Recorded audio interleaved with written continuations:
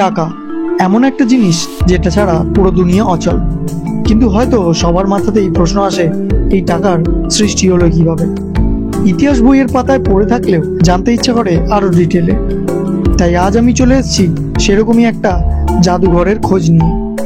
খাওয়া দাওয়া কাপড় চোপড় বা গড়াতে গেলে চাকা, খাওয়া দাওয়া কাপড় চোপড় বা গড়াতে গেলে চাকা, যত যে যাই বলুক না কেন লাগবে কিন্তু টাকা। হ্যালো গাইস, সবাই ভালো তো? নতুন একটা ভিডিওতে তোমাদের স্বাগত। তো আমি এখন কিন্তু রয়েছি আরবিআই মিউজিয়ামের ঠিক সামনে। আর এটা কোথায় রয়েছে, কিভাবে আসতে হবে, টিকিট প্রাইস কি রয়েছে, কখন কখন খোলে, সবকিছু ডিটেলস থাকবে আজকের এই ভিডিওতে। ভিডিওটা স্কিপ না করে একদম শেষ অবধি দেখতে থাকো। আর চ্যানেলে যদি নতুন হয়ে থাকো তাহলে চ্যানেলটা প্লিজ সাবস্ক্রাইব করে দাও। তো হে গাইস, আমি Tuhin, welcome back to my channel. তোমরা দেখছো ট্রাভেল উইথ তুহিন। চলো লেটস।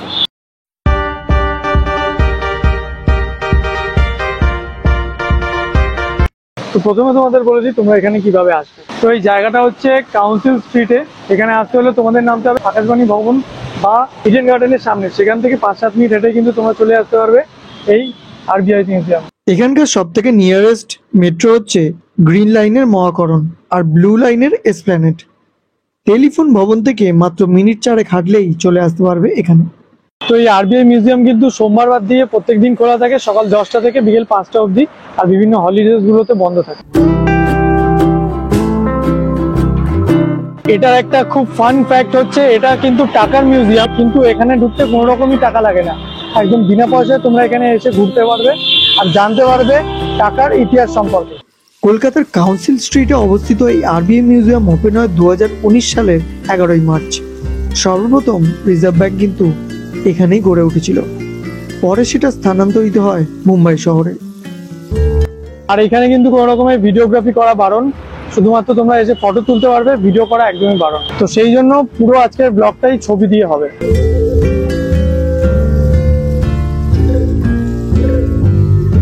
মেন গেট দিয়ে ঢুকেই দেখতে পাবে রিসেপশন। সেখানে নাম, কন্ট্যাক্ট নাম্বার এন্ট্রি করিয়ে ঢুকতে হবে মিউজিয়ামে। মিউজিয়ামটা 2টি ফ্লোর নিয়ে রয়েছে। নিচের ফ্লোরের গেটে রয়েছে এরকম একটি 1 টাকার কয়েন। সেখান থেকে এন্ট্রি করে প্রথমেই দেখতে পাবে একটি সেমিনার রুম, যেখানে টাকার বিবর্তন সম্পর্কে তথ্যচিত্র দেখানো হয়ে থাকে। একটু এগোলে দেখবে শস্যকন্যা থেকে বর্তমান টাকার বিবর্তন কিভাবে হয়েছে তারই কিছু তথ্য সমৃদ্ধ পোস্টার। এখানে তোমরা চাইলে বিবর্তনের আরো কিছু ঐতিহাসিক তথ্য স্ক্রিনে দেখতেও পারো এবং হেডফোন লাগিয়ে শুনতেও পারো।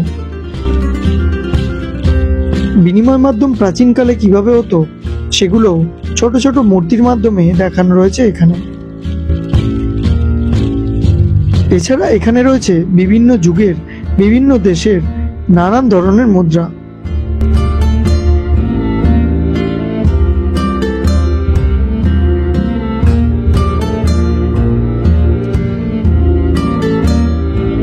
একদম মাঝে দেখতে পাবে অসাধারণ সুন্দর এই ভাস্কর্যটি, যেটি খুবই সুন্দর লাগবে দেখতে। প্রাচীনকালে বিভিন্ন বন্ড যে মেশিন দিয়ে তৈরি হতো সেই মেশিনও কিন্তু রয়েছে এখানে। এছাড়াও রয়েছে একটি নোট সেলাইয়ের মেশিন। এছাড়াও এখানে একটি জায়গা রয়েছে যেখানে তোমরা চাইলে কুইজও খেলতে পারো। পুরোনো দিনের টাকা তৈরিতে যেসব যন্ত্রপাতি ব্যবহার হতো সেগুলোও কিন্তু তোমরা দেখতে পাবে এই জাদুঘরে।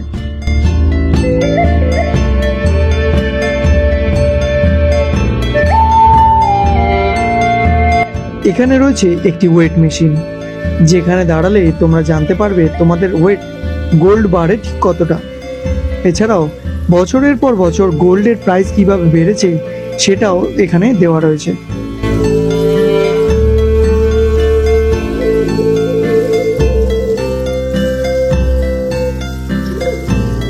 এছাড়াও বিভিন্ন স্ক্রিন রয়েছে যেখানে তোমরা দাঁড়িয়ে দেখতে পারো টাকার ইতিহাস সম্পর্কে। এরই মধ্যে একটি স্ক্রিন রয়েছে যেখানে তোমরা পুরো ওয়ার্ল্ডের কোথায় কতটা গোল্ড পাওয়া গেছে সেখানে টাচ করলেই জেনে নিতে পারবে। জানতে পারবে ইন্ডিয়াতে এখনো অবধি টোটাল কতটা গোল্ড পাওয়া গেছে। গোল্ড মাইন থেকে কিভাবে সোনা পরিশ্রুত হয়ে ফ্রেশ গোল্ড হিসেবে তৈরি হয় সেটাও চিত্র সহকারে দেখানো রয়েছে। এখানে গোল্ড ভল্ট বলে একটি ঘর রয়েছে, যেখানে ঢুকলে তোমরা দেখতে পাবে এর মধ্যে কিরকমভাবে কাজ হতো তার কিছু নমুনা। সবচেয়ে আকর্ষণীয় হলো এখানকার এই গোল্ড বারটি, যেটি কিন্তু বেশ অনেকটাই ভারী, আর এটিকে তুলতে গিয়েও বেশ বেগ পেতে হয়েছিল আমাকে। পুরনো সময় কিরকম লক ইউজ করা হতো তারও কিছু নিদর্শন রয়েছে এখানে। এখানে একটি ডিজিটাল বুক রয়েছে, যেখানে তোমরা পেজ উল্টানোর মতন করে যদি বিনা টাচ করে পেজ উল্টাও তাহলে স্ক্রিনের পেজও উল্টে যাবে, আর তোমরা জেনে নিতে পারবে অনেক তথ্য।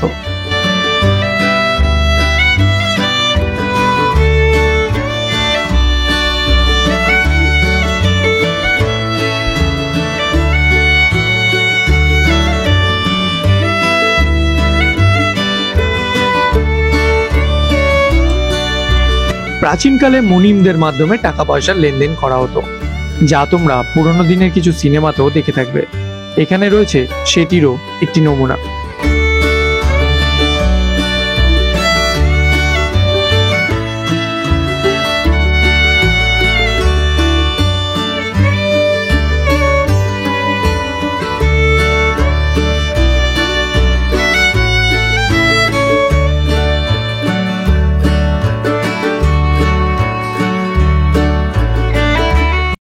নিচের ফ্লোর কমপ্লিট করে এবার চললাম ফার্স্ট ফ্লোরে।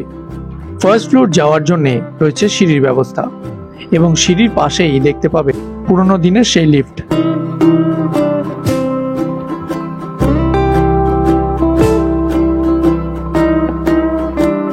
উপরে উঠে প্রথমেই দেখলাম যক্ষ এবং যক্ষীর দুইটি মূর্তি। উল্টো দিকেই রয়েছে এই মিউজিয়ামের একটি ছবি। একটু এগোতেই দেখলাম বাবর, আকবর, গুপ্ত, মৌর্য যুগে এবং বিভিন্ন সুলতানদের যুগে ব্যবহৃত কিছু মুদ্রার নিদর্শন। শুরু থেকে এখনো অবধি নোটের বিবর্তনও দেখতে পাবে এখানে। এছাড়াও এখানে নকল নোট কিভাবে চিনবে বা নোটের ফিচার সম্পর্কে বিভিন্ন তথ্য দেওয়া রয়েছে। এই জাদুঘরে এলে তোমরা জানতে পারবে যে 1 টাকার কয়েন কত রকমের হয়, আর বিভিন্ন শহরের 1 টাকার কয়েনের ডিফারেন্স কি।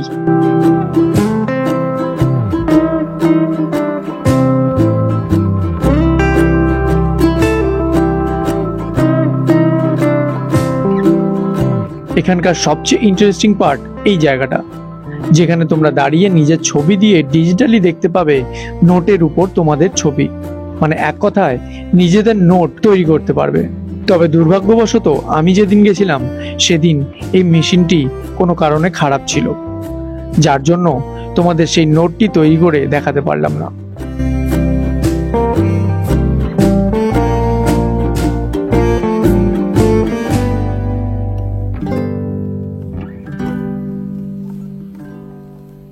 এছাড়াও এখানে তোমরা দেখতে পাবে টাকা পয়সা এবং এই রিলেটেড অনেক কিছু, জানতেও পারবে অনেক জিনিস।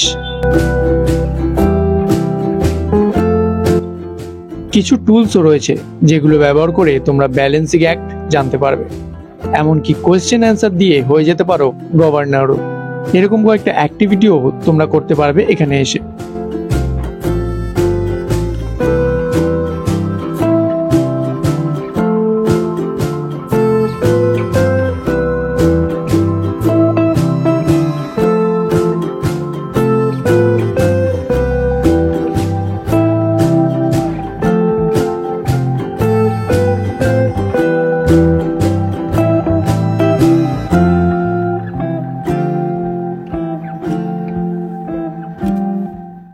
তো বন্ধুরা, আজকে ভিডিও এই অবধি। ভিডিও যদি ভালো লেগে থাকে তাহলে একটা লাইক করে দিও, বন্ধুদেরকে শেয়ার করে দিও, আর কমেন্ট করে জানিও কিরকম লাগলো তোমাদের আজকে এই ভিডিওটা।